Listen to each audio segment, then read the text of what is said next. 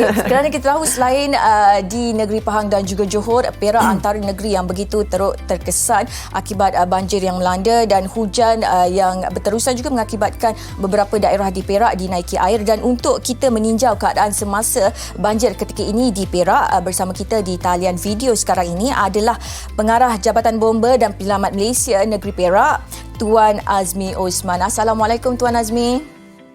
Waalaikumsalam. Aku nggak tahu tentang ini.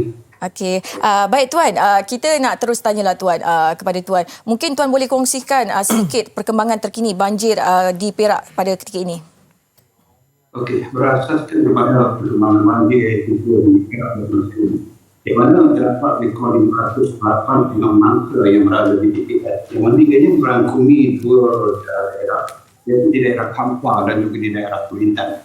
Di daerah Kampar ini terdapat satu TPS yang sedang beroperasi dan sementara di Kulintan terdapat 4 TPS, yang mana kalau kita berdasarkan pada statistik mangsa yang berada di TPS daerah Kampar selama lebih kurang 24 orang dan juga di Kulintan 561 orang. Jadi berdasarkan kepada ramalan cuaca pada hari ini yang mengatakan dekat kuning, yang mana ia memfokuskan di kawasan seperti mana Negerian, Larut, Matang, Selangor, Hulu Perak, Kuala Kangsar dan juga Kuntang. So kita membuat satu masalah aku jangkaan bagi menangani insiden banjir sekiranya berlaku di kawasan berkenaan. Okey, baik Tuan, melihat kepada pemantauan pihak JBPM sendiri, bagaimana Tuan melihat kenaikan paras air ketika ini? So, di segi paras air, kalau kita melihat di Twin River seperti mana dalam 2 hari lepas memang terdapat banjir serius. Tetapi sekarang telah disurut, yang mana ianya berdasarkan perhatian cuaca kita melihat bahawa trend air itu semakin menurun. Kecuali di kawasan Kulintan yang masih lagi menampakkan macam air termendung, orang kata sebab apa pergerakan air itu menuju ke laut. Berasaskan pada itulah kita membuat kesediaan keanggotaan dan juga kita punya dan juga kenderaan, yang mana kita gabungkan ke semua elemen-elemen ini untuk meraih sesuatu ini. Berasaskan pada pandangan Jabatan Bomba dan juga analisa kita, hujan air daripada segi itu mula menurun ke Kulintan. Sebab itulah strategi kita mengamalkan konsep menurun, iaitu menurunkan anggota-anggota di Persian River dan pada lain ke kawasan Kulintan, dan juga ekonomi kita ke Kulintan bagi melaksanakan operasi dan aliran dari Persian River menuju ke Kulintan. Oleh demikian, penduduk Kulintan perlulah untuk berwaspada bagi orang itu mengalami sesuatu kejutan, kerana bencana pandemik ini bukanlah sesuatu yang di warning awal, ia kompleks, ia berlaku pada bila masanya. Okey, Tuan, adakah kawasan di sana yang ketika ini dilanda banjir kilat buat kali pertama? Kerana kita tahu bahawa setiap kali banjir berlaku, contohnya bila banjir kilat berlaku, ada setengah kawasan tu yang memang pasti akan dilanda banjir. Mungkin tahun ni ketika ini ada kawasan yang tak dijangka untuk dilanda banjir kilat tapi berlakunya banjir kilat.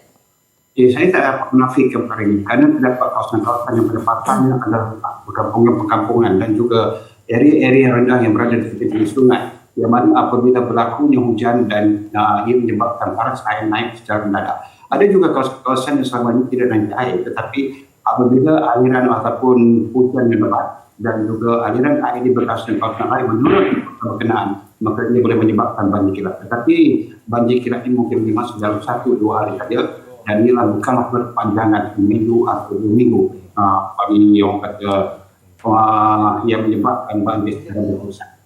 Mungkin Tuan boleh kongsikan kepada kami di MHI ini, mungkin ada kesukaran yang dialami oleh pihak JBPM sendiri dalam proses menyelamatkan mangsa.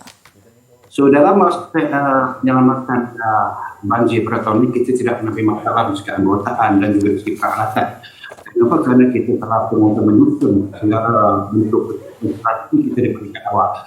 Tetapi yang menjadi mungkin permasalahan kita adalah dari bagaimana untuk mengawal pandemik COVID sempena musim COVID ini apabila banjir pula, yang mana kalau kita perhatikan bahawa amalan-amalan pendaratan itu masih lagi kita kekalkan, terutama apabila mereka menyebut kita adakan amalan-amalan pendaratan. Kita pastikan bahawa pegawai-pegawai kita, anggota-anggota kita memakai mask, dan itulah yang merupakan satu kekangan dalam menghadapi dalam proses untuk menyelamatkan bangsa. Tetapi berdasarkan arahan-arahan yang telah pun dikeluarkan, maka kita laksanakan dengan baik sekali.